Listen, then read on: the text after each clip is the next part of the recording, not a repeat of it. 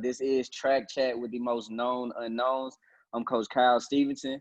We got Lamont Johnson and Hassan Stamps. Haven't really labeled our episodes before, but this week I think we're gonna call it "What Now." You know, it's so much going on, definitely in the nation right now, across the world. Seems like COVID-19 has been a little silenced, but I won't bring up any conspiracies there. But we are going to continue two conversations from last week. Um, we're going to extend it from, George Floyd, because I know, at least for us, because we've talked, I know our athletic departments and other athletic departments across the nation and other companies have started to at least make statements and possibly make some moves, hopefully in the right direction, taking some steps in the right direction. So we want to continue that conversation there.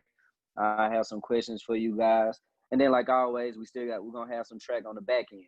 And we got to get to the portion of talking about those relays that we didn't get to last week. So, first question I have for you guys, I want you to let the people know with what's going on, all right, with the injustices and everything that has happened, and it's been happening, but everybody is at home, so we can see it now a whole lot more because we ain't got nothing else to do to keep us busy. Where do you stand? That's the first question. Lamont? Oh, I was gonna throw up the stamps first. All right, Stamps? Um, I'll be 40 in 3 weeks, and I believe a large reason that I've been able to get to this age, which at our age is an anomaly from the communities that we come from, is Mm-hmm. because my early activism um, uh, has matured into playing at the level and with the people that I ultimately have connections with every day. And I think it's very important that as I stand for justice of George Floyd, um, was it Breonna and Aubrey and Breonna Taylor? everyone, Yep.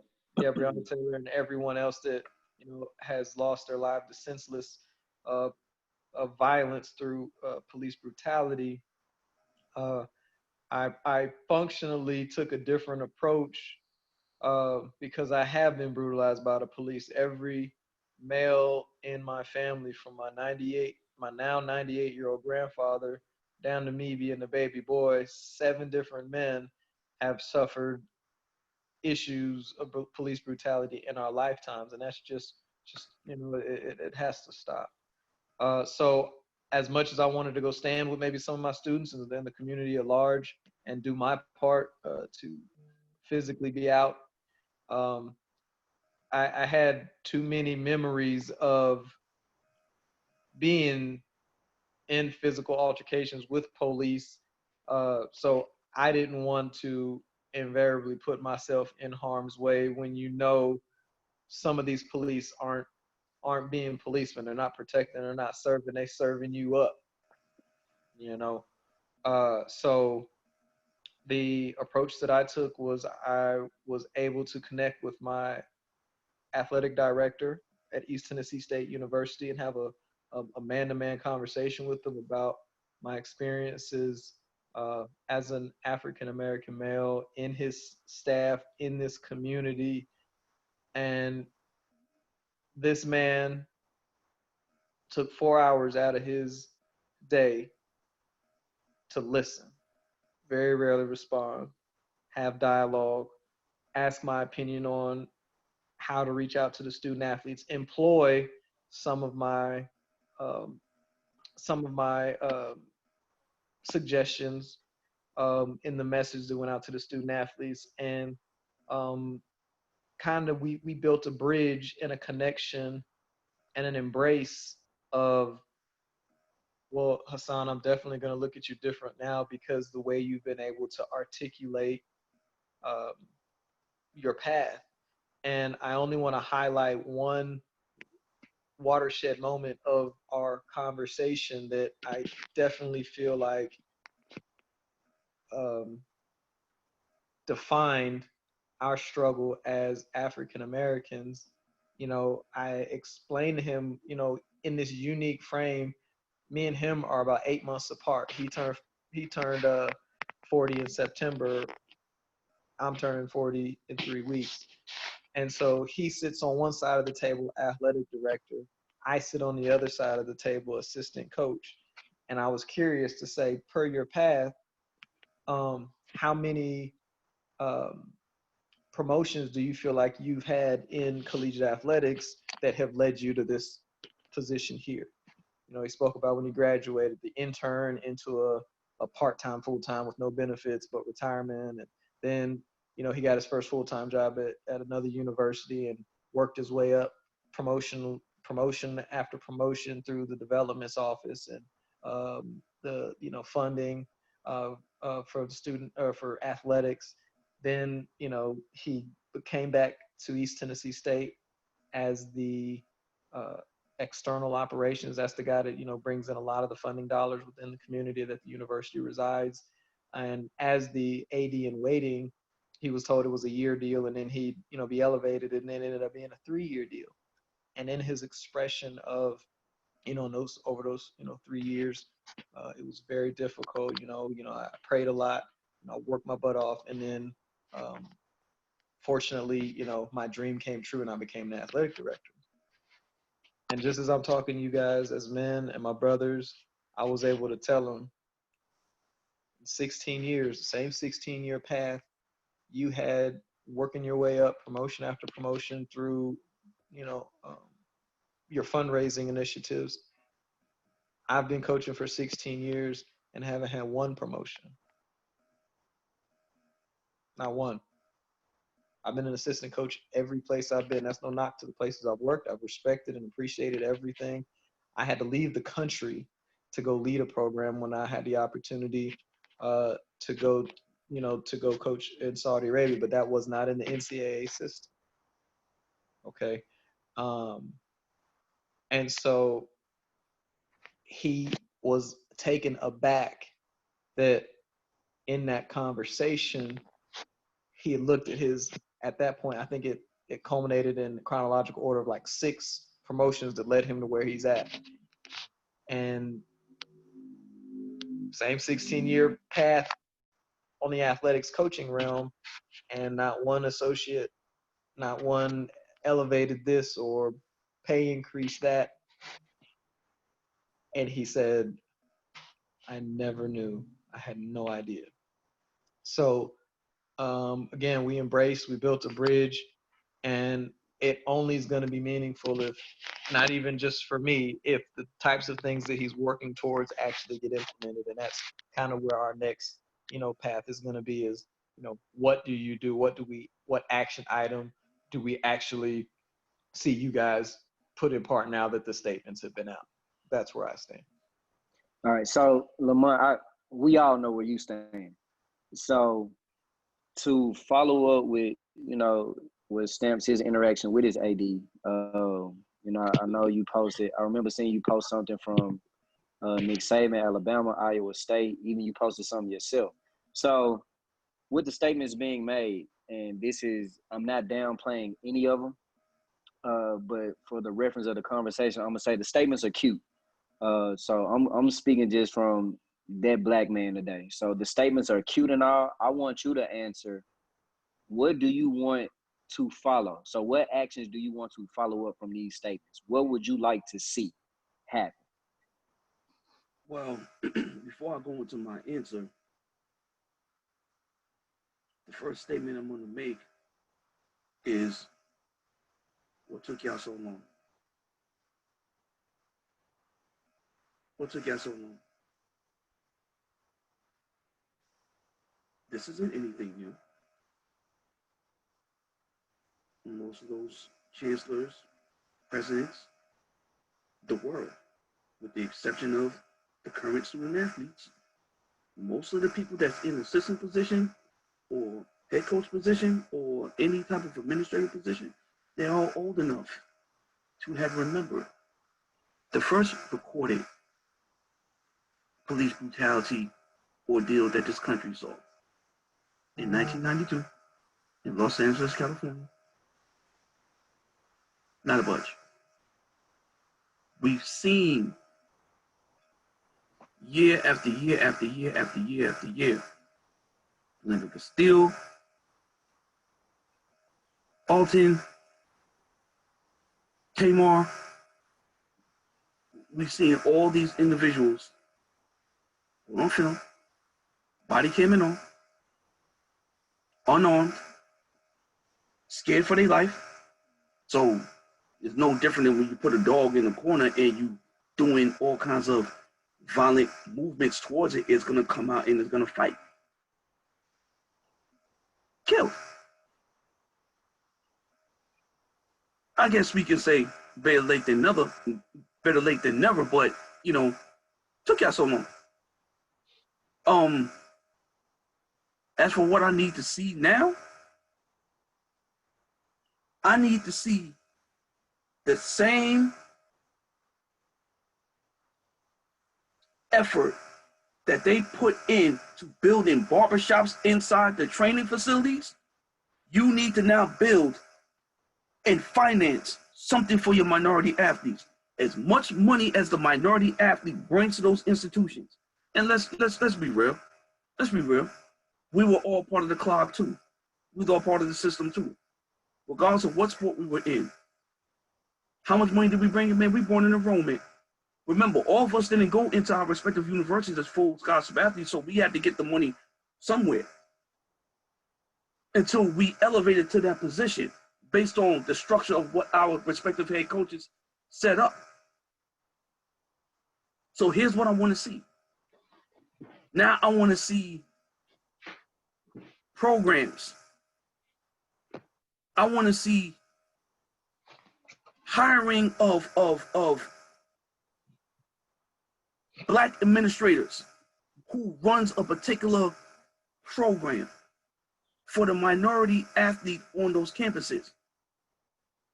You did it for one minority, you did it for one genre of our community.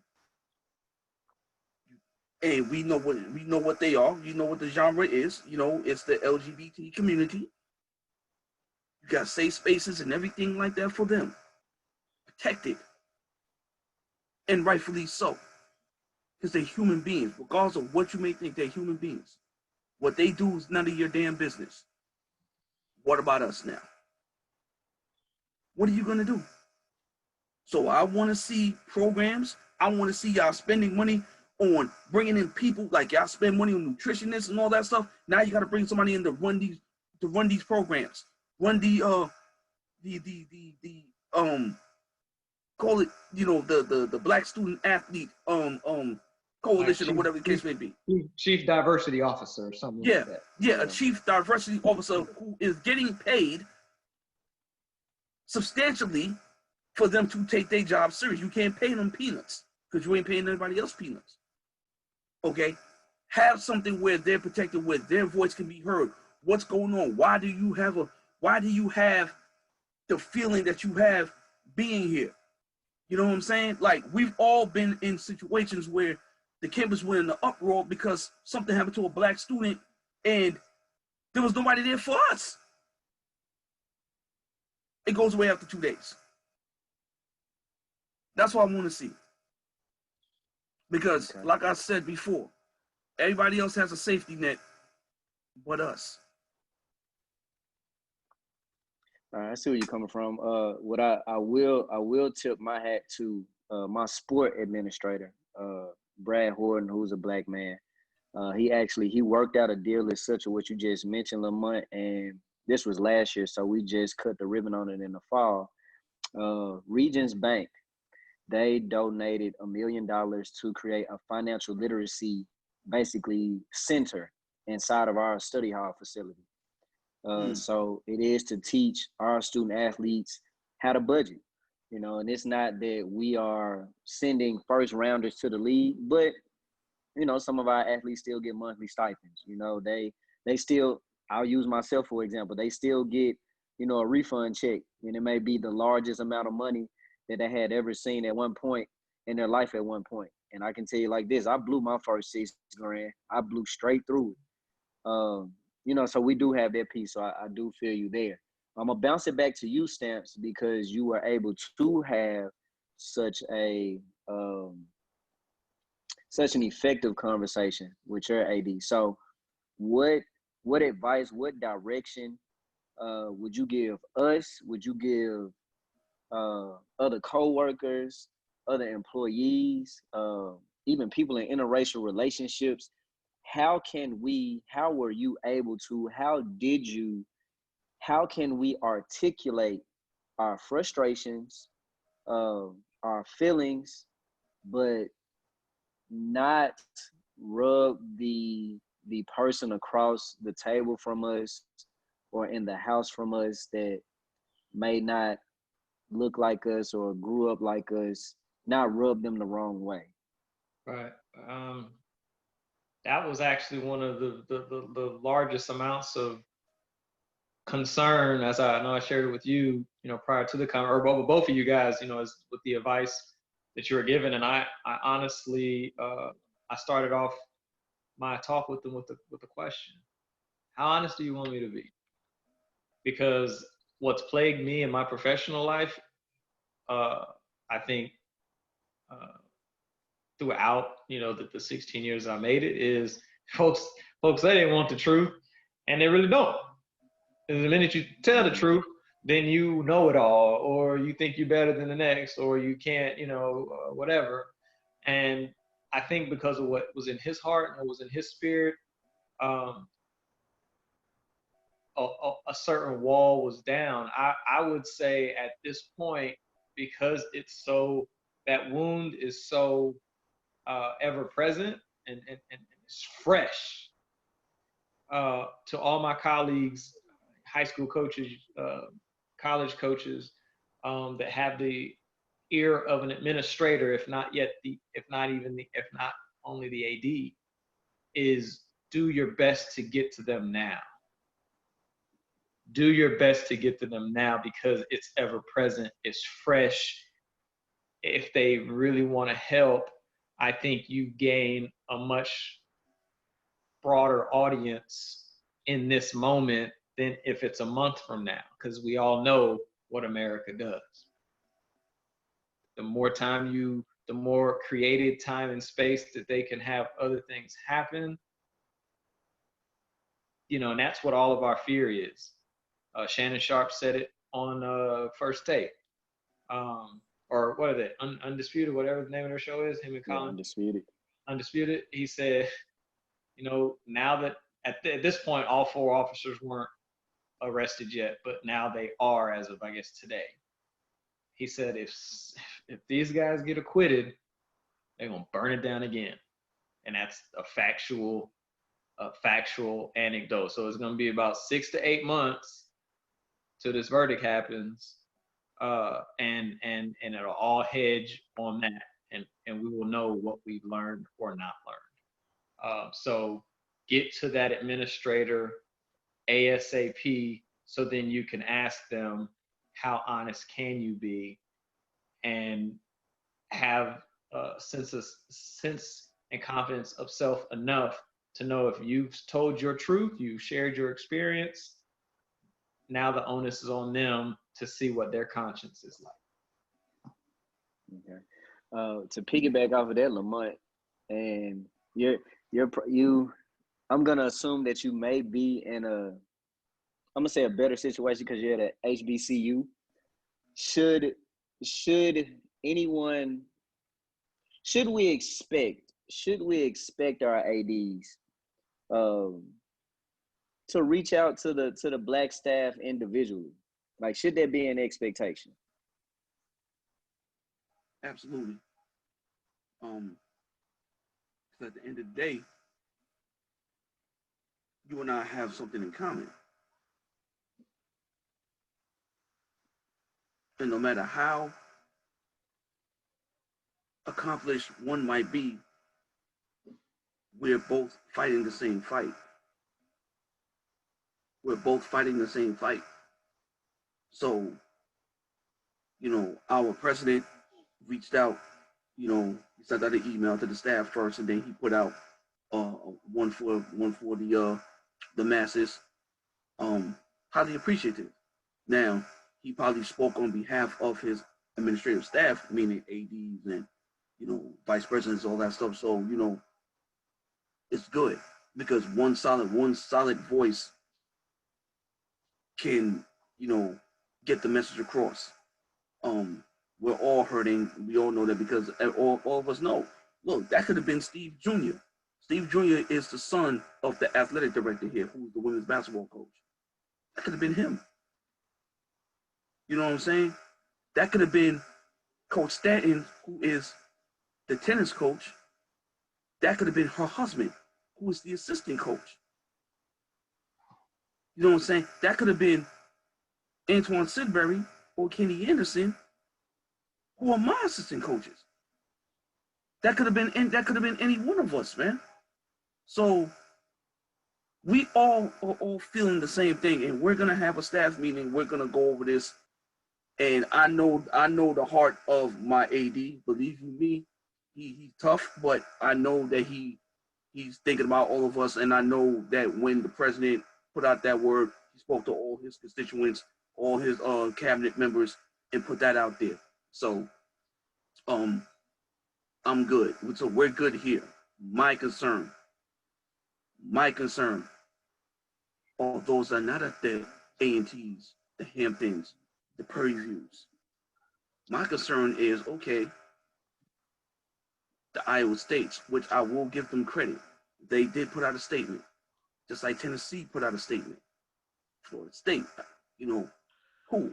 But now I need to know, because I speak to a lot of the current athletes that's at Iowa State because I'm an alum. I'm in the record books, and they, I accept them on, social media and stuff like that. So now I'm gonna be in touch with them. Okay, what next? What are your coaches gonna do? Are they gonna have those tough conversations? Is your AD gonna have all those athletes in there? And you can have all the athletes in there, or you could break it up and say, listen, got the minority athletes here, then I do a one big one for everybody else. What are you gonna do? That's what I'm waiting for. When those parents drop those kids at that school, your job is to roll them into young men and young women, protect them, guide them. Those are the basic principles that most athletic departments follow. Now we're gonna see. And I appreciate that. And I asked that question to lead to this next one for both of you guys. Sport in general has always been able to walk a fine line when it comes to being socially responsible. You're able to. We can take Remember the Titans. You know what I'm saying? Oh, you mean wait? You mean we got to be held to a higher standard than the actual president? Oh, damn! Did I say that out loud? I'm actually saying that and so much more. So I'll start with Remember the Titans. I'll just start with sport in general. You can walk through the gates of practice and leave the world outside. You can leave what's happening outside those practice gates and have the best of times, be a band of brothers or sisters or whatever may go on inside of practice. But then once you walk back outside those gates, it can be immediate. The world just comes right upon you. So I'm on the side of, I do believe sport has a social responsibility on so many levels. We can go back in recent years and look at how Cap is continuing to be treated. Of course, I know Drew Brees made a statement, LeBron responded, and all of that stuff. So if you guys feel the same way that sport does have a social responsibility, how does it look? What should we do, or what should athletes, administrators, anybody do as how they navigate it? What is their responsibility? I 100% believe that sport and society are connected, and it's a great medium of solidarity in a sense, because the one common ground is, if I'm from Atlanta, I'm a Falcon fan. you know, there's, you know, the Mercedes-Benz Superdome, you know, you got black fans, you got white fans, you got Hispanic fans, and that the one thing that connects us, you know, is that. Now, conversely, administrators need to be mindful that it isn't, especially within the college realm. And this is why I think I was one of the main reasons I know why I love working within the college space, because um, it's that breeding ground for protest, validation, responsibility. If we can't help the generation that is coming through our command, then what are we doing?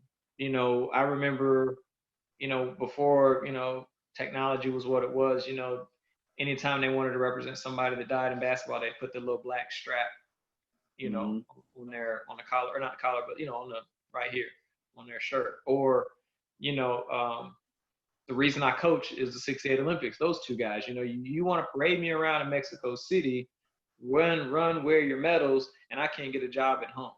You know, the segregation at home. We have far understood, because of what our disenfranchised role in society has been, that the only viable way, and we're talking about 1968 and the 68 Olympics and 2020, the only way to get you to listen is to tear some stuff up, is to be on the scene, is to be protesting every 50 states, is to, at that time, with no social media in 1968, the only way the world is going to start questioning why my black raised fist gloved in the air is for social injustice. I'm not an anarchist. I wasn't a communist. I wasn't a black rebel. I didn't hate America. I ran for my country at the highest level of what my sport offered. But what's happening when we go home, and what happens when we're at home, isn't right. It was for my brothers, for my sisters. And I hear Tommy Smith explaining to the reporters, just like LeBron is challenging Drew Brees. It's like, how is it disrespectful when Cap ultimately got the approval from the person in the Army or the Marines to say that would be the most respectful way to do it? Oh, you know why? You know, You know why? So just you try not to speak Chinese and Swahili and all that kind of stuff. In your we're screaming and we're shouting to the top of our lungs, just so when we interact with the police, you don't kill us. If I'm wrong, cool, I'll go to jail. I'll be arrested. I can get a DUI. I can have a fake $20 bill. Why in the heck do we now? I have anxiety now, and I'm not nobody that's really ever dealt with anxiety. As soon as them lights go boop boop, and I'm about to get pulled over, man, I'm shortness of breath. My mind is turning. I call somebody. I'm on the phone with video with somebody. Sit it in my cup holder. There's this whole ordeal I have to go through to ensure, no faults of my own, that I'm able to make it back here to where I'm sitting right now to be able to talk to y'all. So Lamont. Yes, sir. And this is gonna follow it from there, but this just popped up because I'm looking at the two jerseys behind you. So, to lead from sport having a social responsibility, why do you think outside of sport we just get it wrong? And I'm saying we as a nation, like, why do we get it wrong? Because arguably, Peyton Manning, Tom Brady, two of the best quarterbacks to ever play the game, and they're white quarterbacks. And I know you respect athletes for being athletes. That I know. LaDainian Tomlinson, one of the best running backs to ever do it. I don't care if he's top 25, top 20, top 15, top 10, doesn't matter. But sitting behind you, you have a white athlete's jersey and a black athlete's jersey. So why do you think that we can be blind to it on the field, on the court, but as soon as we step outside, like, we get it wrong? Like, what are we missing? What is everybody missing? Because this world is filled with indulgence of selfishness, bro. Think about it. Think about this for a second. And this is the best analogy I can give. If I slap you, you think Hassan's gonna scream? All right. If we linked up, he better. But you understand what I'm saying? So the reason why people getting it wrong is because it don't affect them. Right. So think about this for a second. Most of us here was raised in the 80s. Okay. Crack epidemic was around years before. As soon as it hit where he's from, it became a problem. Even though where he's from, it was there before and nobody cared. You know what they cared about? The government cared about the fact that they couldn't tax it and they couldn't get money off of it. The problem is that we live in a selfish country. We live in a selfish world. That's why we're getting it wrong. And I said it earlier. What took everybody so long? Eric Gardner got choked out. He was put in a rear naked chokehold by an insecure little man. Because that's all it was. That dude was the guy that he was probably getting bullied in high school, and here was his way of getting back. Because if you talk to a lot of cops, a lot of them, when they talk about their peers, they'll tell you that's what it is. So I'm not making this up. It's factual. So we seen Eric Gardner get choked out on TV. The guy from South Carolina, remember he was running like this. Backwards. Now, I never seen nobody turn around and do this. He was running like this. Boom, boom, boom. Shot him in the back. The cop got off. All those cops got off in New York City. Nobody better than Eyelash. Because it hasn't hit their community. Let that same thing that we're going through hit their community. Watch how fast the legislation change. And this is what we need to help everyone understand. Don't wait for it to come to your community. Don't wait. I can't be only good for your entertainment, but not good for you to look at me as an actual human being. Okay, I can't be the one you make money off of, but don't want to help me get generational wealth. Jump in, Stamps. So I'm so glad you said that, Mont, because we have to be better creators as we talk to our administrators of painting the types of pictures that they understand. In that same conversation, right? I said, all right, we're men, we're talking. You said this was free space. He said 100%. I said over the course and duration of time that I've been here, I've been to nationals every single year since I've been here. Had All-Americans, had a conference champions, I've had a regional qualifier every year that I've been here. Would you say without a shadow of a doubt, I've checked the box of being able to do my job at the level you asked me to do my job at East Tennessee State University? He said 100% without doubt. I said, boom. I was like, okay. So you said, you pointed to the little all sports cup trophies of, you want to make sure that you're able to do that. And we've played our part. We've allowed that to happen. Okay. So here I am going into year 7. I've checked that box of being able to do my job, but still no title, still no increase in pay. Exact same that I was on, short of the incremental increases that everybody else gets. So then the two other boxes that come out is, do you value me or do you like me? I've checked this box because I've done my job. Now I'm curious to, well, when people usually do their job, there's a benefit, there's a reward, there's an incentive. I'm incentivized to do my job. Do you like me or do you value me? And it's okay if you don't like me, because you didn't bring me here for us to be friends. You brought me here to do a job. As long as I'm respectful, not breaking the rules, and moving within the way you need me to move, I don't worry about that. So then I'm left with a box of value. Because if you value me, then you value that I have a family, just like you pointed to your family and who depends on you and who cares about you. I have people that depend on me. I have people that need me to be able to be a better provider. I have people and I have things and resources that I want to be able to give to my children when I have them, that currently at this stage of the game, it's not possible, because to be here for 7 years and not have any improved contract status, but I'm excelling in my performance, it feels like you don't value me. And again, wow. The way that you described that and articulated that, Stamps, makes me sick to my stomach. And I said, I understand that.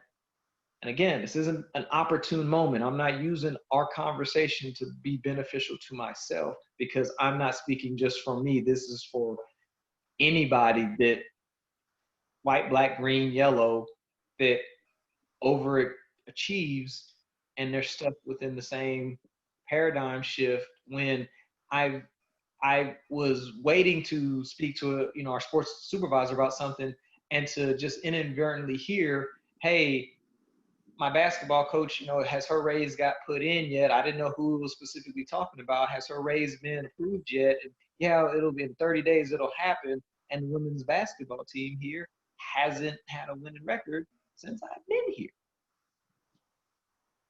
So Stamps,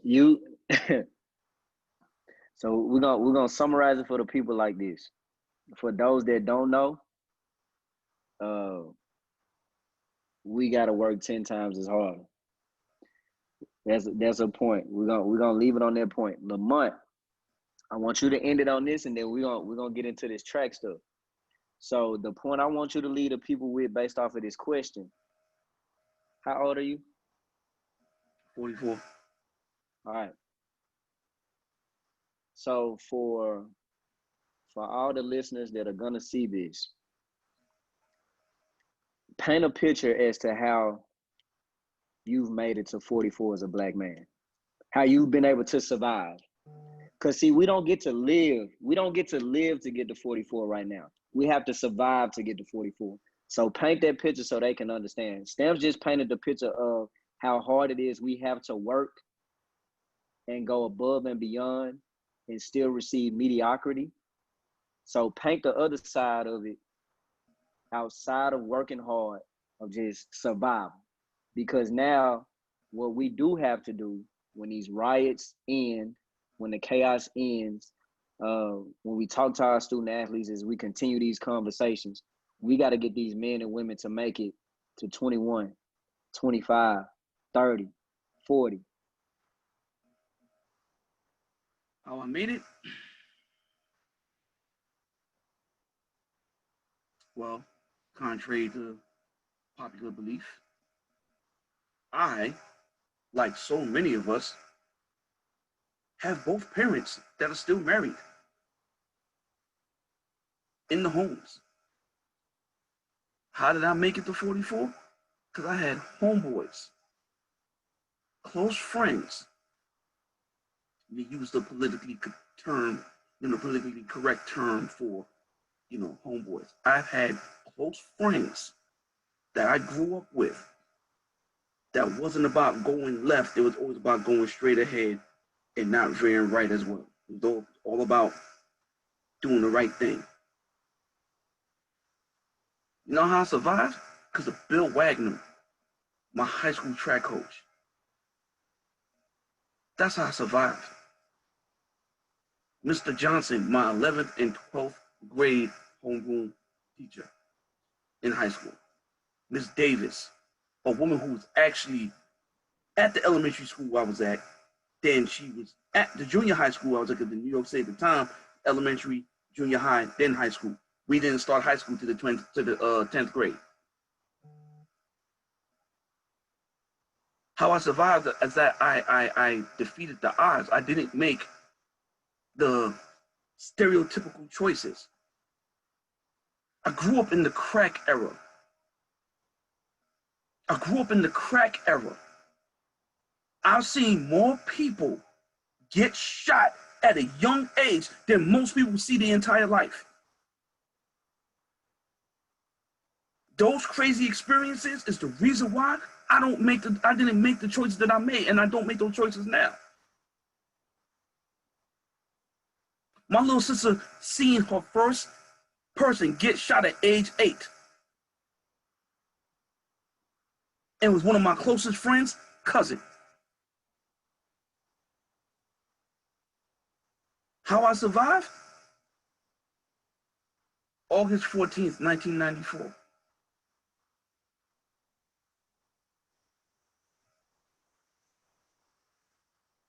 It was the day when I decided I would never live in New York City ever again.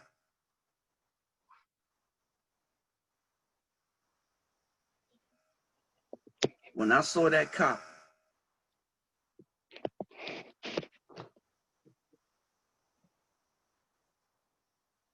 have my best friend on the ground, and our mothers are screaming and carrying on and like, yo, what's going on? What's going on? When that cop looked at my best friend and said, I will blow your effing brains out right here in front of your mother and not care.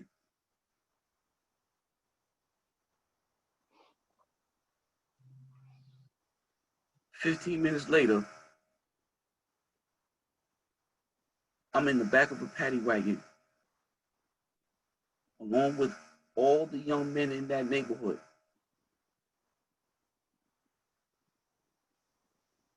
And I remember 4 officers literally beating my ass.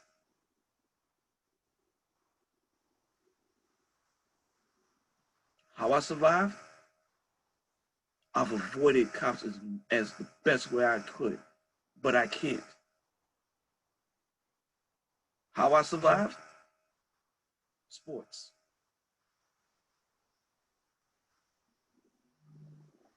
How did I survive this and make it this far? Hassan Stamps, Charles Ryan, Kyle Stevenson, Steve Lynn, Harvey Glantz, Mike Holloway, Chris Huffins, Jim Richardson,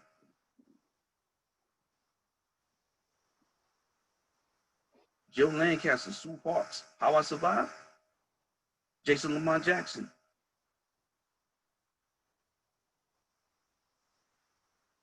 And all the athletes and student athletes that I was teammates with and those that I now guide.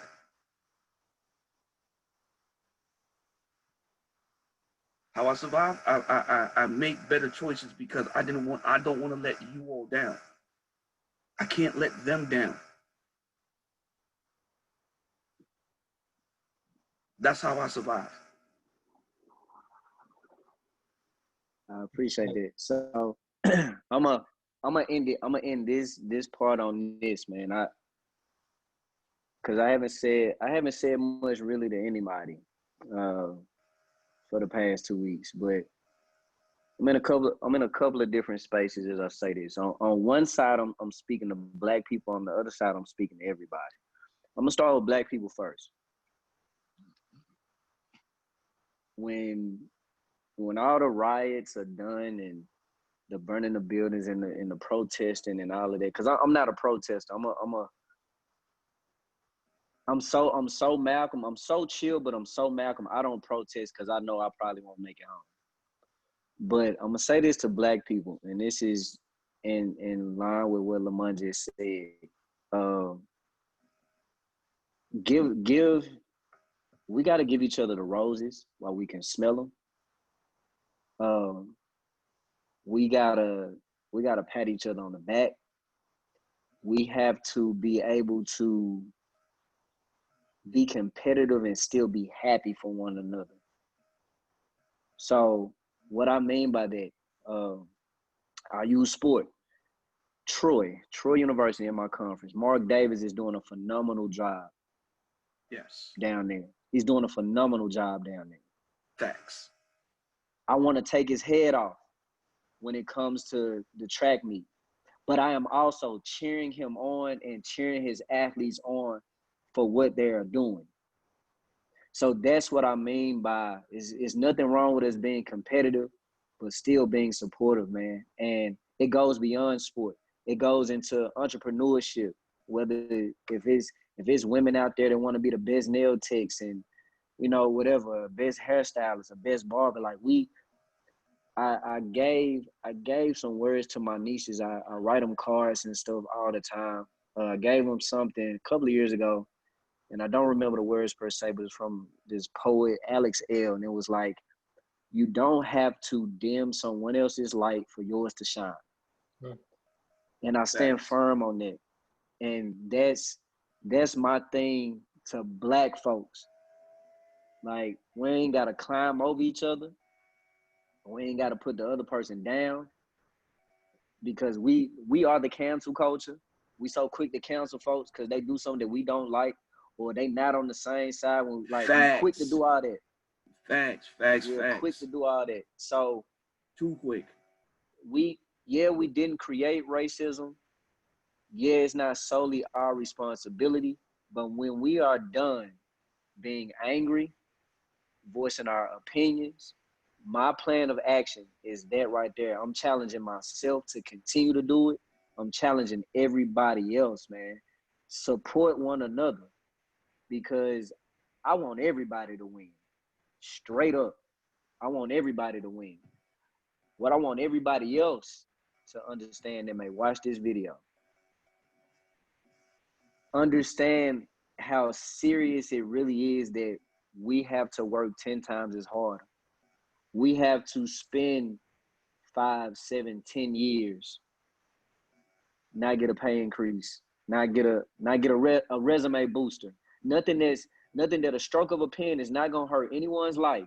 It's not gonna take much out of their day, but it can help elevate us based off of how hard we work.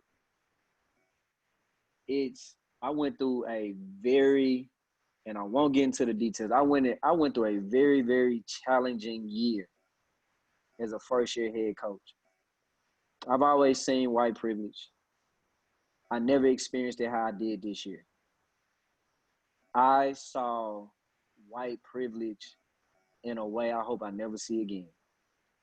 I tip my hat to my coworkers as to how they handled it.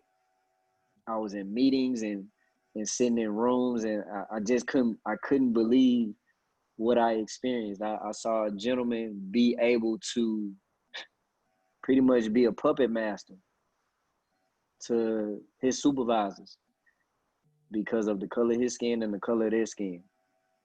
I want everyone else to understand that y'all too hold a great deal of responsibility, because at the end of the day, we need each other too. Success is a shared responsibility, and I tell my young ladies that every year. I'm not successful without you. They're not successful without me. It's a two-way street. So I do appreciate the cute statements. I appreciate the continued playlist from Apple. I appreciate the pledge and the donations from companies like DoorDash. I appreciate it all. But for me, that's just not enough. I want the justice system blown completely apart, and I want it revamped. I've been able to understand at a very young age that I know how to play the game. I know that the system wasn't set up for me, so I never tried to change it. I learned how to play the game and make it work in my favor, like a lot of us have. But still, I got a daughter now, so the challenges are gonna be even worse for her. I may not have the same concerns of her necessarily um, as I would myself, but I know she's gonna have it tough too if we don't make a change there. So I'm gonna leave it at that. We're going to get into these relays because ain't nobody called my line yet. Ain't nobody called Norbert Elliott yet, but I know I've been on some pretty good ones. I know Stamps has been on some pretty good ones. I know Lamont has coached some damn good ones. So 4x1, men's team USA. Put it together, Lamont. Oh, you want me to fix the problem. Now Yep, I want you to. you want me to start I want you to from put the together, first now? and I want you to put together, and I want you to fix the problem because we know it's a problem. They don't have the chemistry. We don't need to drop no baton. We don't need none of that. None of that. All right. So first things first. I'm gonna start with the two main people. I'm gonna start with Dr. Ralph Mann, and I'm gonna start with Coach Vince Anderson. Those are gonna be the two solidified position of authority people that's gonna see the relay through. Now, if I'm going off of what I feel, my personnel, my 4x1, Christian Coleman, like I said, Gatlin has 2 more bullets in them legs, okay? He got 2 more. All right, he may have a third because, the season got elongated. He may have a third. So, Christian Coleman to Gatlin. They use one mark. Coleman is going to be on a whole nother level. I'm going between 29 and 32 for that first pass. Gatlin to my third leg, and I'm just going to throw it out there. In the perfect world, Ronnie Baker. Ronnie Baker, acceleration is ridiculous. The man has ran 640 multiple times. Gatlin becomes a completely different animal on that backstretch. I am going from Gatlin to Baker. I'm going 29. On anchor, I'm going with Noah Lyles. Because I know Noah Lyles doesn't accelerate as explosive as his other 3 counterparts. Because let's be fair, one guy ran 6'3", the other guy ran 6'42", the other guys ran 6'40" multiple times. I would go with him from Ronnie Baker to Noah Lyles, going 33, because it gives him enough time to get up to speed. That right there alone, and just the physics and just the physics of everything. I have a question. Well, go ahead. Sorry to interrupt. How well does Noah read a mark? Because if he goes early, I don't. Again, that's where I stop there. How well does Noah read a mark?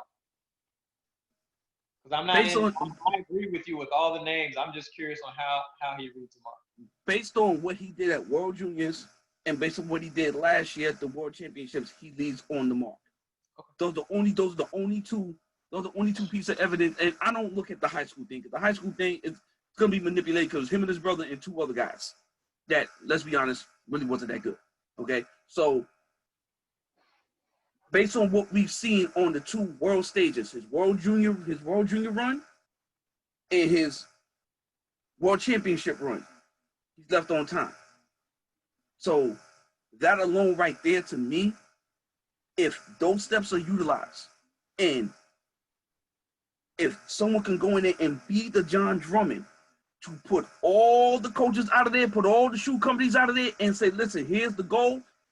The room assignments that y'all got, we switching it up. Y'all gonna be rooming with each other. Y'all gonna learn to love each other. If y'all don't like each other, I don't care. For the next 2 weeks, y'all roommates, y'all best of friends. Y'all eating together, this and the third. There was a lot of stuff that went on behind the scenes that I know I spoke to JD about. So that's how I would do that relay. And if that is the team that's running, and they utilize those marks as just like that comes down to the marks of what it is. So what's the? I've only run on one USA team, and it was a junior team. Mm-hmm. I don't know what they telling or teaching them folks to tell us, but I can take it all the way back to Sao Paulo, Brazil, in '07. It was myself, Rodnell Parsons, Ashton Eaton, and I can't remember the fourth leg, but we were racing a Jamaican team with Johan Blake. We took gold, but when I tell you we crashed into each other because all our steps were like 18 and 20, and I argued. I don't even remember who the coach was. He was some guy from Texas. He was a dark-skinned, older guy, dark-skinned guy from Texas. But I argued with him every day at practice. I was like, yo, I was on the Tennessee team that ran 38 3 times this year. And I was getting the baton from a guy that ran 10:08. And I think at the time I was getting from Rodnell Parsons, he had run like 10:10 or something. I was like, this ain't gonna work. So from a political standpoint, I guess, I don't know if it's political or not, but educational, like, what's the problem there? Like, what is it? What is wrong? I know what I'm trying to ask. Why the hell are they afraid to open it up? Well, I tell you why. I tell you, it's a simple analogy in the world. Too many Indians in the damn teepee. Too many chefs in the kitchen. You know what I'm saying? That's what it is. So you have the relay coach. Then you got the head of relay. Then you got all these other coaches in. They're worried about their incentives. So the relay's not really. You got the agent too, don't it? And then you got the coach. Right. The agent, you got the agent and all that other stuff. But here's what they don't understand. And this is the thing that kills me. I've seen a Nike contract. I've seen a few of them. You do know you get an incentive, a nice one for a relay win. Not some, oh, well, you get an extra $1,000. No. I've seen what the incentive is if you come home with a relay gold or relay silver or relay bronze. Okay, I've seen what's in them contracts. What is it? If you come home with relay gold, it's if you win, set the championship record, American record, world record. There's different financial points that you can hit. Right, there's different levels. So if you win the 4x1, okay, that's $20,000 extra. If you set the meet record, that's a 30. You set the world record, man. That's you get almost $100,000 a person, especially if y'all all Nike. Okay. That's good money. I'm just thinking those are numbers people need to know because they don't know because track and field doesn't expose most contracts because they're ashamed. Right. Well, and I'm gonna tell you, I could, if you talking about somebody with a bullet in the chamber, I got 2 bullets in the chamber. Hey, listen, you already know. Shoot, they need to have trials just to make the relay. And I'm telling you, I can read a mark, and I can run 120. I can give you a hot 120.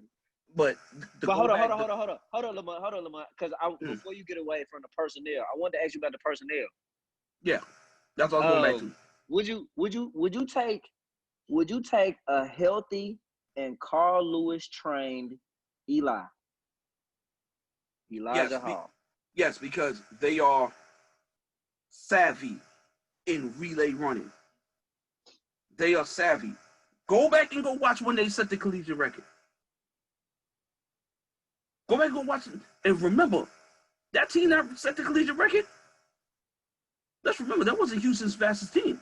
Right. Nope. That wasn't Houston's 4 fastest guys. They're relay savvy. They are relay savvy. They got 2 of their coaches ran on some of the world's fastest ever relays and some of the fastest 100 meters ever ran in their era. They're all knowledgeable on how to run a relay. So yeah, if he makes the team, yeah, you're damn right. I mean, the cat did run 20 points. The cat did run 2001, 2002 indoors on A&M's track. Yeah. Y'all can get caught up with the bells and whistles. Pat Henry himself said that they didn't make the track the way I wanted them to. So just imagine if that was in Arkansas. Hey, man, look, he almost ran 19 seconds indoor. And that's why I said a healthy Eli. I know he broke his foot last year, but I've seen he's been working hard. I know who he's working out with, too, in the weight room. And I've seen some of his workouts. So, but yeah, so and that brought me to this. So why isn't, or are they? Because again, I don't know this level. You know, y'all will know better than me. Why isn't a Carl Lewis or a Leroy Burrell? Why aren't they in the conversation? Like, why aren't they in the conversation? Like, why are we not bringing them to the round table to say, hey, put this thing together? Sam, you For want this one? the exact same reason nobody's called you to coach at Tennessee. Hell. Nah, nobody has called me to coach at Tennessee. I'm gonna chunk it up, so I'm just too young. You know, I'm just too young. You know, ladies and gentlemen, this is a Tennessee volunteer issue, not an Iowa State issue. So I have nothing to do with that. I'm just here listening. You know, I think politics, because the easy thing has always been to do the right thing. Throw back to just 25 minutes ago in our conversation of race relations in America. I know this is our track side, but just think about it. If you just treat people fairly and with common decency, we're not where we at. Our relays are a microcosm of our society and of our world, even in a space of which we have greater reach, breadth, and opportunity. So, go with me. You're letting contracts, incentives, coaches with the mindset, oh, I need my Nike athlete on this relay because then that gives me an extra percentage, take away from people that you pit people against themselves. And if you're an athlete that only made a national team as part of the relay, that's your only real opportunity to make some money. So then they're pit against each other to, hey man, come hang out, or hey, eat this, or hey, you maybe not be so encouraging. So, you know, then they get they shine, because you know, at any given point, the finalists in both the 1 and the 2 are gonna, you know, half of the relay is always gonna be held off for like those 2, you know, folks that are in the final in their respective events. There's always usually one person on that relay that didn't make a final, that's there just to run the relay. And they gotta hold their spot with the greatest sense of capacity that they can, because if they don't read the mark wrong, or think of the pressure associated with me being that relay person and me getting my spot to, because I think it was you, Mont, that said there was a story, or maybe Tiana wouldn't tell it, you know, in Track Shark, that Bianca almost wasn't on the relay. Mm-hmm. They said it on like a Zoom call, I think. Bianca, I think she spoke on it. Okay. I don't think she went into she didn't go into details as to why, but she said that, right. She was like, I almost went on. Right. They said, so they said it on my page. Okay, can you bring people full circle so I can just make my point, because then I don't have to say anything else. Well, you know, bottom line is people was wondering why she got picked over everybody else. Well, 1, the girls wanted her. 2, if you watch what she did at the Penn relays, she wasn't a liability. She took off on the mark. She never lost the lead. And based on how Allison and Tiana was running, they knew all she had to do was do her job. And that's what she did. So every opportunity she had to do her job, she did her job. You know, and so, you know, I'm not going to go into any other detail about, you know, because, you know, she said some stuff to me, you know, privately, but, you know, she just did her damn job. And you know, people didn't want her on the relay because they was like, yo, she didn't earn her spot. Well, she did. All those times when they was like, yo, y'all need to come to Texas Relay to come do this relay camp, and y'all decided not to show up, that was an opportunity for her. When it was time to go to Mount Sac and she had to run a relay, y'all didn't show up, that was an opportunity for her to run. When it was time to go to Penn Relays and they fought, and John Drummond fought for her, because remember, that's when Nike was sponsoring the meet, she showed up and ran. Nobody else wanted to show up and run. They wanted to show when it was convenient because, oh, I got to save my body for the trials. Because they was under, a lot of those girls who were supposed to be on that team under race. Then the whole situation with Jennifer in Monaco, that's a seal to fate. That's a seal to fate. Like, the film don't lie, dude. I got the USATF film with the numbers and the timing and the acceleration points and all that stuff. I got the film. She had the slowest acceleration point from 0 to 30, and she left late, and she bobbled it. It was a mess. JD knew what he wanted. JD had to prove a point. So let's do this, because this is what track chat is, man. You know I'm an idea guy. So if anybody from USA Track and Field ever sees this, Olympic trials next year, let some teams, you know what? Let's just let some 4x1 teams slide on in there. Let some people put together some 4x1 teams that have run together throughout the year.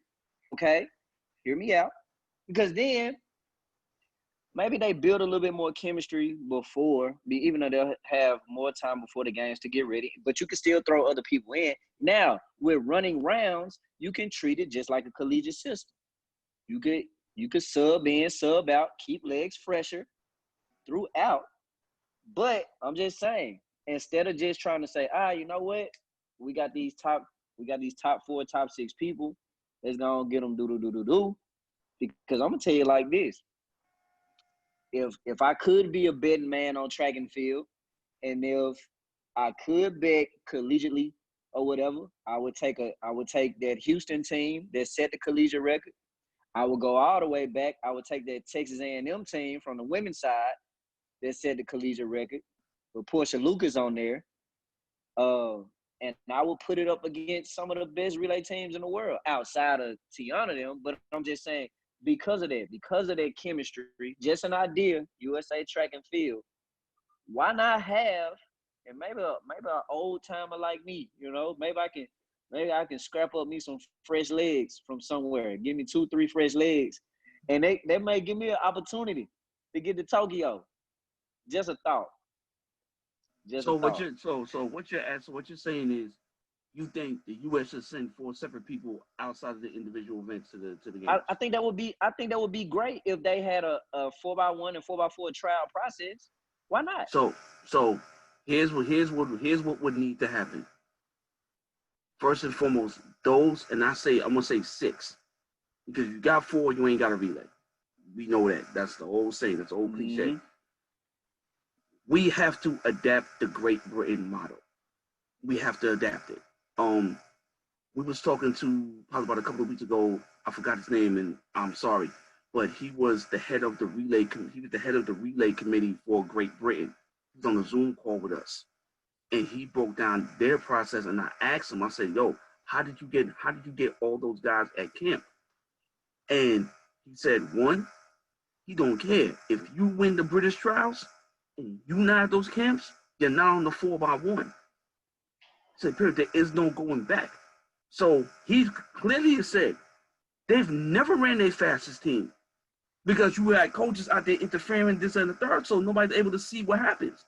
So what they did was they took the guys who were going to be dedicated and they want to run the relay, and some of them do make the team in individual events, but their dedication was to the relay and the national pride. They got national pride. And not to mention, they want to take the U.S. and Jamaica out every chance they get, especially the U.S. That's a real rivalry, bro. Like, we all worry about Jamaica. Nah, Great Britain is the real rivalry. So what we would have to do, we have to take Great Britain's model. And once the trials are over, whatever the case may be, you pick the 6. Okay, here's what we're going to go with. You can look at the collegiate team. Now, if that Florida team was all U.S.-born athletes, take the Florida team. Mouse got them to run 37.9. So you put them in a high quality competition like that, they'll run even faster. You know what I'm saying? You take the Auburn team from probably about 8 years ago. They ran 38.3 at the Texas Relays. You know what I'm saying? You take that Texas A&M team.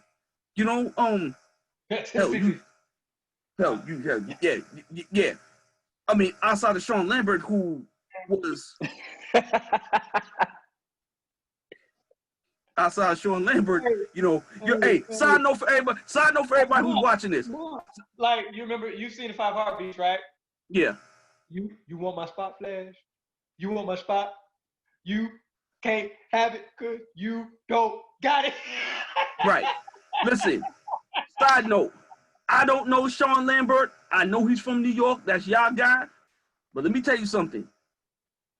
Walter Davis would have never done that to me. Ever. Anybody who don't know what I'm talking about, go back and go watch the championship at LSU. Hey. Hey. Yeah. Yeah. Rap City for everybody. But we forgetting the women. And the reason why we forgetting the women, because we don't know who. We don't know.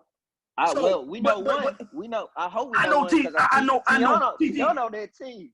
Well. Yeah. Speaking of Tiana, Tiana's not trying to run with them people unless something changes. I can guarantee Tiana will not show up. Yeah, but now. But my God, boy. If I have to put that team together, TT Terry is gonna run. Okay, gotta run TT Terry. I love that girl. She gotta be on it.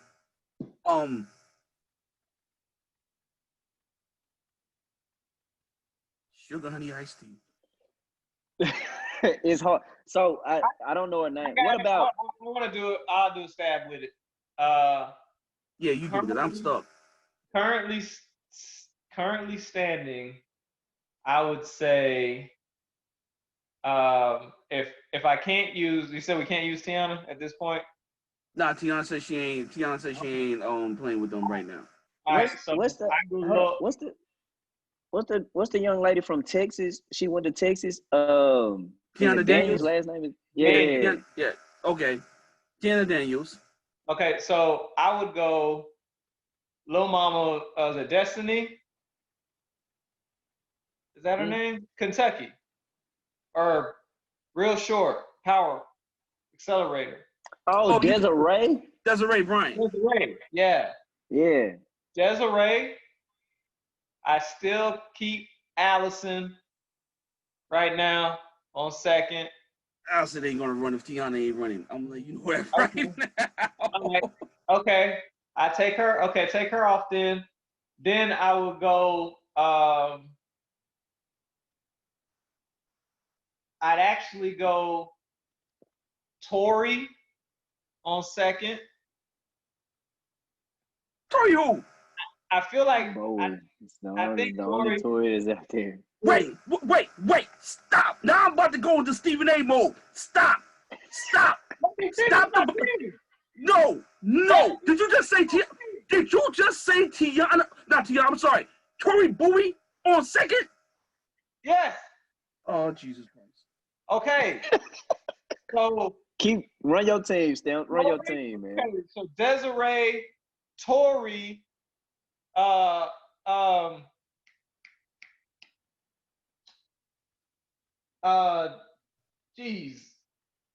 girl that set the collegiate record in the 200, Kyra Jefferson from Florida. She'd go third, and then because Sha'Carri be doing that thing on the ankle leg, end it with Sha'Carri. Okay. All right. Right. Hold on. Stop. Judge me. I'm sorry. Do not debate me. Judged. Listen. Judged. Okay. When you took Tiana off, you didn't give him Allison. Hold on. Okay. I just got baited. Good job. You just baited me. Okay. Your ankle leg. Sha'Carri Richardson, right? Killer. Okay. Bringing down multiple. Right, so here's my question. Is she training with Dennis or is she training with Shaver? This is why we got track chat, Lamont. What'd you say? I said this is why we had track chat for that question right there. And I appreciate it, but I'm asking Stamps. If she's with Shaver, which she's not because she's with Dennis. Okay, cool. She with Mitchell. Okay, she with the other Dennis, with Dennis Mitchell. Let me ask you something. Man. As track aficionados and guys who love track and field, right? And mind you, she's a professional now, so the gloves can come off. What she did in Austin last season was phenomenal. She broke one extremely dirty world junior record in the 100 and put that joint out of reach. And she broke Allyson Felix's record. Great. Beautiful. Perfect. Let me ask you this, and Kyle, you can answer this too. When was the last time Dennis Mitchell had a female short sprinter, not a hurdler, short sprinter, do something on the world scene? Take your time. I'll wait. I ain't no need for me to take my time because I don't know. No rush. Because I don't know. No rush. No rush. And I'm not here to call out any. I'm not calling them out either. I'm not calling them out either. Yeah. But what I'm saying. But what I'm saying. Because you did say, Lamont. You did say, can you please tell me? Yeah. But don't listen. I'm asking y'all. Listen. I'm asking anything with it. I'll okay. Wait. Okay. But here's the deal. Here's what I'm thinking. I really think personally that the vast majority of that women's 4x1 next year is gonna be collegiate kids. Oh, I take that back. It's gonna be collegiate kids. I take Tori off and put my dog Aaliyah Hobbs on there. I forgot about her. That's my dog. Aaliyah Hobbs. Okay. So that'd be my team. Desiree to Aaliyah. Now, what you got to understand, Lamont, we said previously, we said in last week. Now our women's team we don't know. Like we don't know. Like there's talent there, but because of the vets, that are kind of on their way out or leaving their prime, and the young guns, we haven't seen enough consistency out of the young ones. So we know it's gonna be tough. I think Kayla White, if Coach Ross is gonna keep on the flat 100, Kayla White will be a threat. Like I said, maybe I'm being biased because I love that little girl, man. TT Terry, I need her. I need her on my team because she got a dog in her that you can't manipulate or try to substitute. You can't make that in the factory, right? There's a dog in her. Angie Anellis from USC. You know what I'm saying? That's another one who I will go with. Aaliyah Hobbs. I think once she understands that she needs to race more, even though I know she had surgery, I think last year or something like that, she start racing more. I think now she start getting back into her groove, and that's the biggest error that a lot of these kids are making. They get out of college, all of a sudden they just stop racing. Biggest error or a lack of opportunity? Well, a lot of them got real deals though. Oh, you know who I really would love to see on lead leg, and if she's in that space, I would definitely run her. You remember that lead leg LSU had from 2 years ago? The one that every time she saw a stagger, the stagger was gone, literally gone. Go ahead and go watch some. Yeah, but I still take a Desiree. If I can't get Tiana, I'm taking Desiree on first. And that's it. I've seen her live. Like, that started wicked, man. But yeah. Let me cut this light off. Yeah, I really, I don't know. I really feel as if though, the women's 4x1 is going to be the most intriguing relay. Who coaches the women's 4x1? I mean, it's going to be the same person. Now, if Vince is there, I will have faith that they will be in contention for all 3 medals. All right, if Vince or Mike or wait. So with that statement you just made, so the USA team, because you got on your Jamaica shirt, so I gotta ask. Mm-hmm. Right? Because Shelly Ann been on the road since she dropped that baby boy. So the USA takes down Jamaica on the women's side. Okay. One, that's not gonna happen. I don't care if Jesus Christ is coaching the women's team. I said, come home with a medal. Okay. I need I mean, y'all. I said, there's come on with a medal. yeah, I didn't say they come yeah, home with yeah. the gold one. I I said they might come as home with well. the I medal. might as well give you board in spades. Yeah, you got them books. Yeah, Okay, yeah. We gonna so come. Yeah. so look, and I hope this gets to Tiana, but Tiana's stubborn. I challenge Tiana to put herself in position to where they can't run without you. I said it.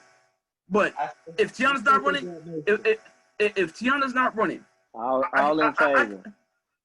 Me right here. If Tiana's not running, I can tell you right now, if the stick get around the track, Jamaica and Great Britain going 1-2 in the women's 4x1. You heard it here first. All right. You heard it here first. Well, fella, that's a great note to end it on, man. So for those that heard this section of Track Chat, look, our women's team is very talented, very deep. We just need y'all to put it together. Well, we need them put together on both sides because we got a young USA team, but there is a level of uncertainty just when it comes to the sprints. You know, we could call out any mix of hurlers if we wanted to. You know. Listen. Before you end it, I need to go back to the Tori Bowie thing, man. Okay, I gotta go back to the Tori Bowie. Okay, clearly, you didn't watch 2016. Clearly, you ain't watched 2016. Didn't she anchor? Yes. I know she struggles to read a mark, so. So you want to put her in a position where she got to not only read a mark. I took her off. Yeah, he did. And, yeah, he replaced it with Aaliyah Hobbs. I remember Aaliyah Hobbs. He did. Listen, don't listen. I love Tori Bowie and everything that she brings to the sport, especially her versatility in being able to sprint and then get away from the jumps and go back to the jumps and be able to medal. Okay, after being away from the jumps for so long, okay, I give her a lot of that stuff. But when we talking strictly relay, we ain't talking about anything else. We talking about her relay acumen. That's why I took her off, Lamont. Listen, don't ever mention her name. Okay? Relay again. Okay? Don't do it. Don't do it. I am begging you. Unless USA Track and Field adds a 4x1 relay to trials and she puts together a team. But you know what though? Yeah.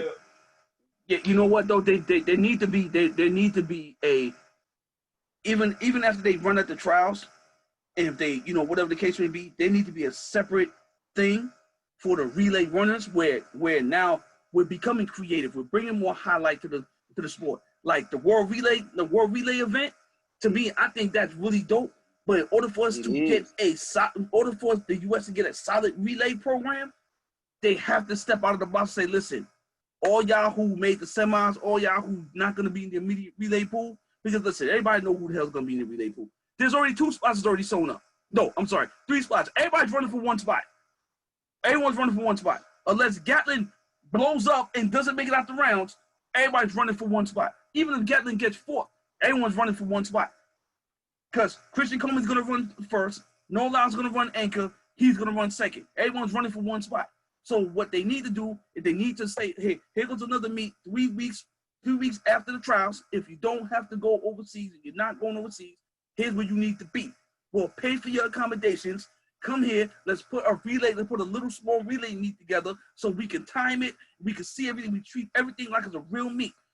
All the timing systems, like I don't know what New Balance use, but New Balance uses some kind of chip in the baton where they ain't got to worry about catching hand splits. Like every time the baton passes through that zone, it takes the splits. So now you see how everything's set up. Ralph Mann has a very hard hand in that.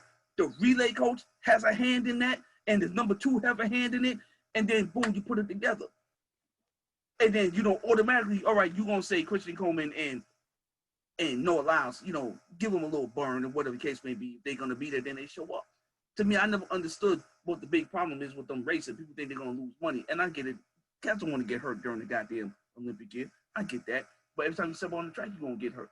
But in order to kill the woes of the USA and their relay problems, they have to come up with something more creative. And I think what you suggested, what we're talking about, is the way to fix it.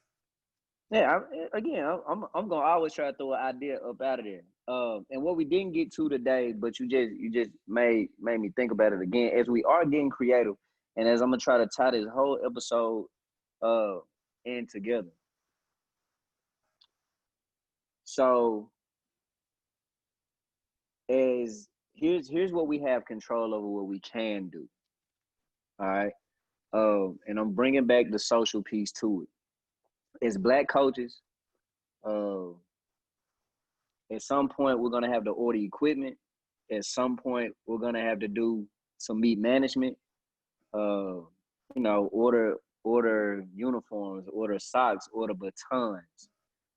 Because I didn't get to mention this as far as actions go. So again, I'm an action guy. So if we have a chance to kind of control the narrative, and this is no knock to Guild Athletics or MF Athletics or any other companies that are out there, but I encourage people to, if you don't know about Coach O, you know what I'm saying, or who he is and what he does, use his services if you know he can help you out.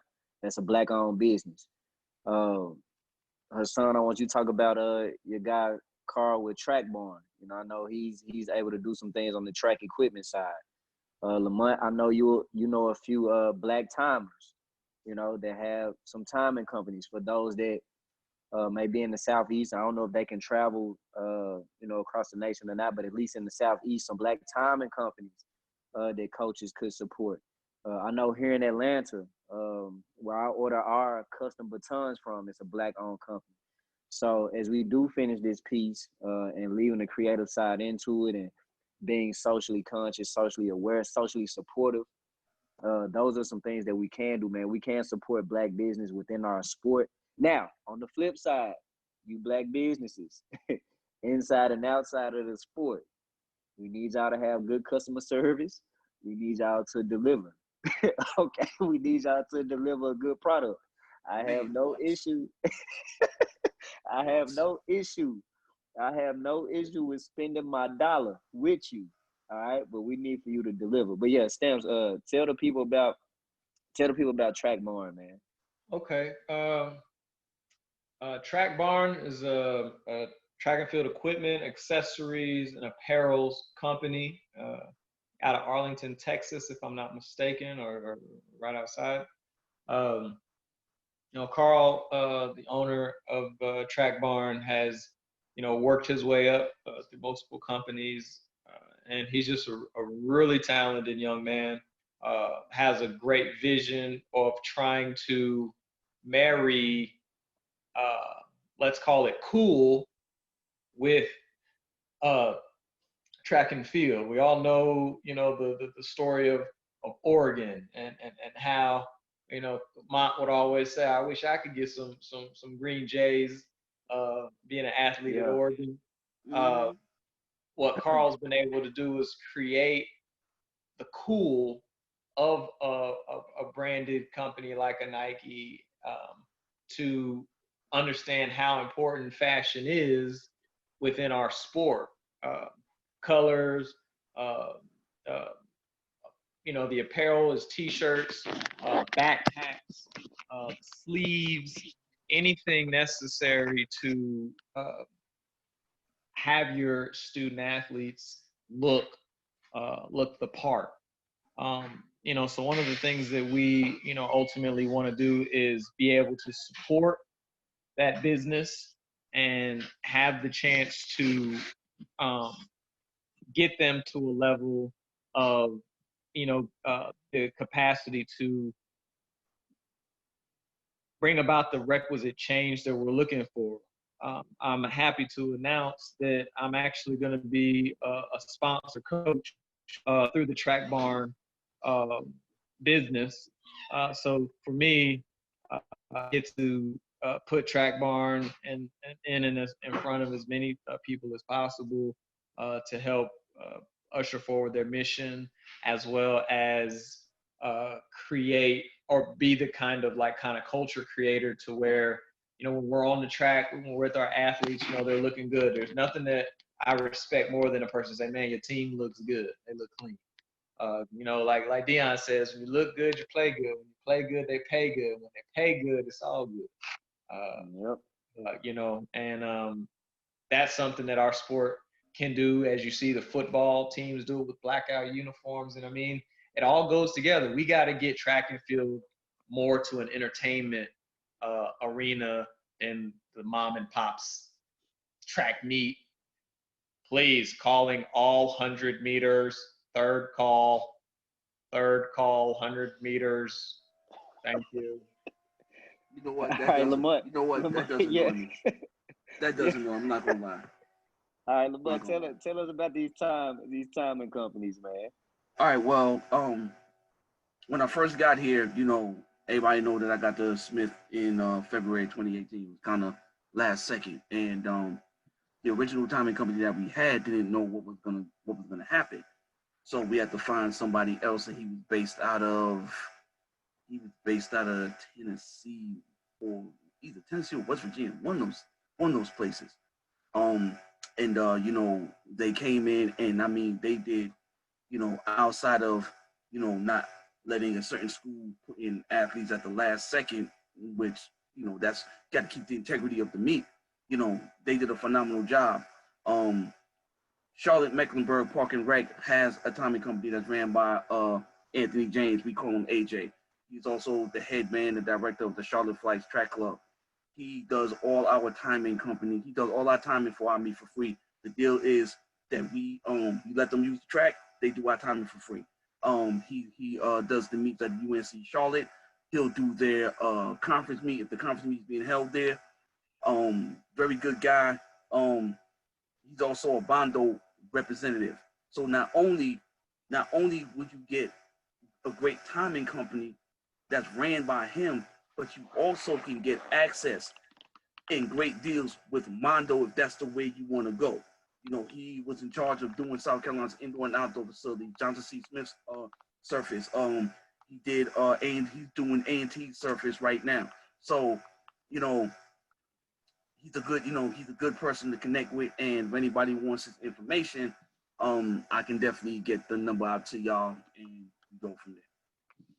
I would just give a quick shout out to Atkins Timing Solutions as well. They do a lot of the Tennessee meets in South Carolina and Clemson.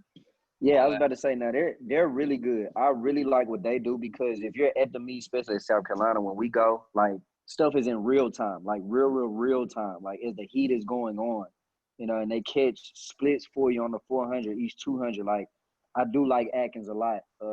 So definitely use them, man. They have a great setup, and that's somebody that I've been able to experience. We don't host meet yet. And like I said, for us here in Atlanta, the company is called Sproxt. It's Sproxte. And they kind of do the same thing as Track Barn. They don't do like equipment and stuff, but you can get the subliminated like uniforms and socks. Like I said, they do our batons, so we get custom batons made every year and stuff like that. But a black-owned company, man, and they do good business, quick turnaround, good prices and everything. So again, I wanted to make sure we definitely highlighted some of those people. If y'all as more people come up, as more people watch this, if y'all want to let us know, man, we'll definitely give y'all a shout out too. We're here to do so much more now. Like, definitely push our sport forward. But now it's bigger. We got to push our community forward as well with the platform that we have. Which probably now, as I think about what we may do next, we may need to talk branding. We may need to talk branding programs, rebranding programs or however. But we'll see as the week progresses. But outside of that, man, I love you guys. Y'all stay safe. It's been fun, and I'll see y'all next Wednesday. Peace.